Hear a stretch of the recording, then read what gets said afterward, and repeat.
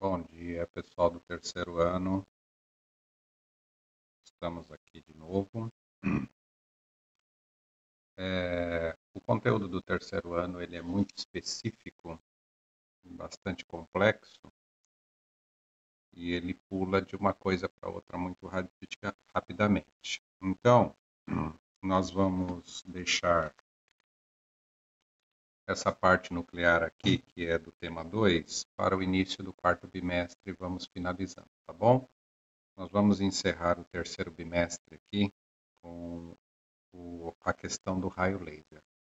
Vamos iniciar dizendo o seguinte: laser não é uma palavra, tá bom? Laser é uma sigla de origem inglesa, tá? E gostaria que vocês prestassem bastante atenção, porque ela tem muito nos a ensinar a partir do momento que você entende o que é a palavra laser. Então, laser é uma sigla em inglês que significa amplificação de luz por emissão estimulada de radiação, ou, no original, Light Amplification Stimulated Emission de Radiation. Não importa você saber falar ou não corretamente o inglês. Isso não tem importância nenhuma. O que é importante é você saber o significado dessas palavras. Eu vou dar um exemplo bem simples para que vocês entendam por que o laser, que é uma luz, ela pode, em algum momento, ela pode machucar, ferir, cortar tanto os objetos como as pessoas. Bom, vamos imaginar o seguinte: por que as pessoas têm que tomar cuidado com aquelas VAPs, né, aquelas máquinas de lavagem sob pressão nos postos de gasolina? Porque aquilo lá é uma máquina industrial, então ela é bastante potente. Mas vamos imaginar que você tem uma daquela ou uma mais fraca em casa. O que aconteceria se você manipulasse o bico da VAP até o fluxo de água, que é constante, não importa. Você abriu a torneira, deixou lá aberta, você deixou no máximo, tá? E você colocasse aquele bico para pressionar a saída de água até sair o mais fininho fluxo de água. Se você passar aquilo no pé, é muito perigoso você cortar a pele. É muito perigoso você simplesmente criar um corte na sua pele, na sua mão, no seu pé, numa criança que tem a pele mais fina do que a nossa. Então veja bem, o fluxo é o mesmo, a velocidade com que a água está querendo sair por aquele bico é a mesma, só que tem um detalhe: você está fazendo as moléculas vibrarem muito próximas. Ou seja, você aumenta a vibração molecular da água e ela vai vibrando quanto mais próximo essas moléculas vibrantes, é como se você criasse uma arma de corte, tá? Muitas pessoas me perguntaram no passado: professor, como que se cortava o aço nas indústrias quando não existia o laser? Pessoal, na indústria não se usa laser para cortar o aço. Se usa uma alta pressão com água. Então vamos pensar. Vocês lembram daquele ditado que água mole em pedra dura, tanto bate até que fura? Só que o homem, ele criou uma máquina de altíssima pressão e ela é muito perigosa. Tá? Ela pode cortar um braço, ela pode tirar uma mão, tanto que aquela máquina, quando ela está em funcionamento, os operadores têm que ficar longe dela. Você corta aquela máquina, que não é comum no cotidiano, ela corta o aço, que é uma liga metálica extremamente resistente. Então, o aluno tem que entender que a luz que o laser utiliza é igual à luz comum. Só que tem um detalhe: ela é estimulada, ela é amplificada, ou seja, a frequência dela aumenta. E aí nós vamos para o segundo ano. Quem me acompanha desde o primeiro ano ouve eu falar essa frase de vez em quando: toma cuidado com essa aula, que essa aula continua. Quando chegar lá na série seguinte, você tem que saber o básico para que você entenda o mais complexo. Vamos olhar para o arco-íris e vamos entender. Arco-íris, professor, mas a gente não aprendeu essa questão de luz o ano passado? O senhor falou que o arco-íris tem que ser decorado na sequência por uma questão de conhecimento mesmo, não por decorar. Então vamos lá. Quando você está olhando o arco-íris, vamos relembrar. Você tem a cor vermelha como primeira cor, você tem a cor laranja logo na sequência. Eu não tenho todas as canetas de todas as cores aqui, mas eu vou tentar imitar para você entender. A cor laranja.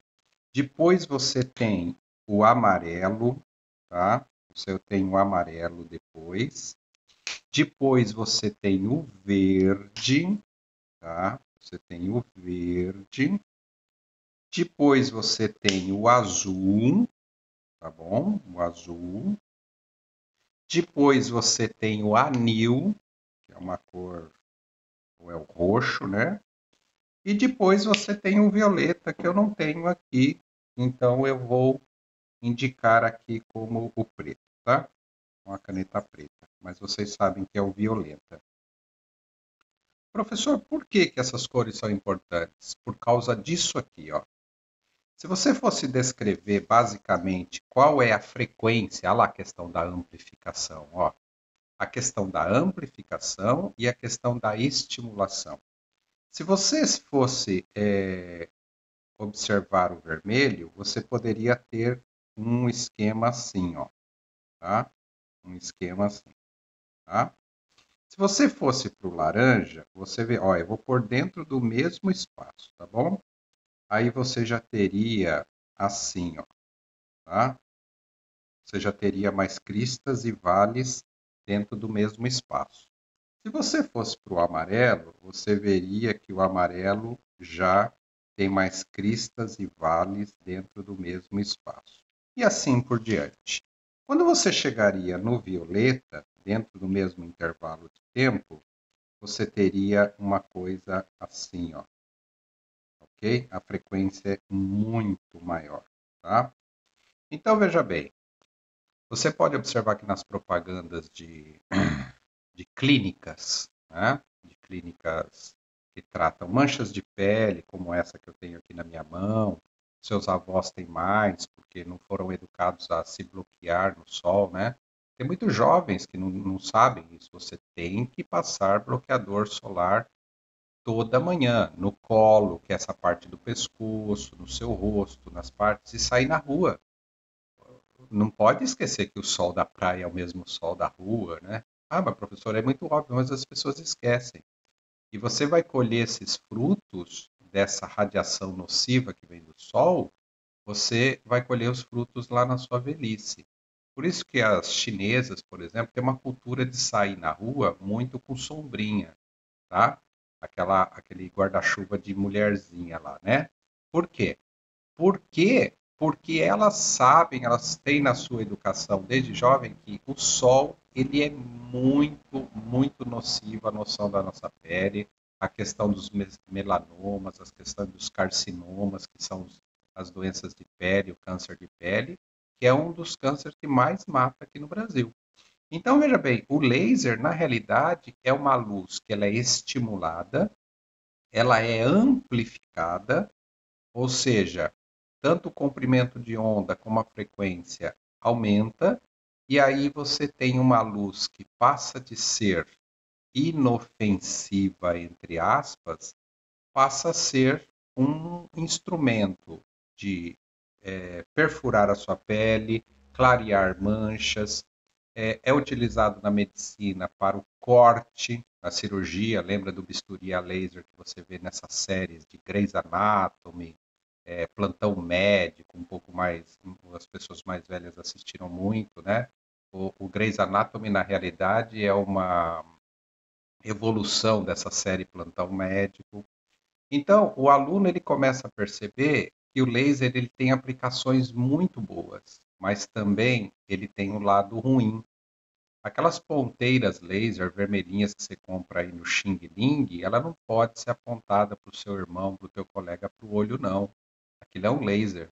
Mesmo sendo vermelho, de baixa frequência, ela pode danificar a retina, que é a cabeça de um alfinete, é por onde a gente vê o mundo, tá?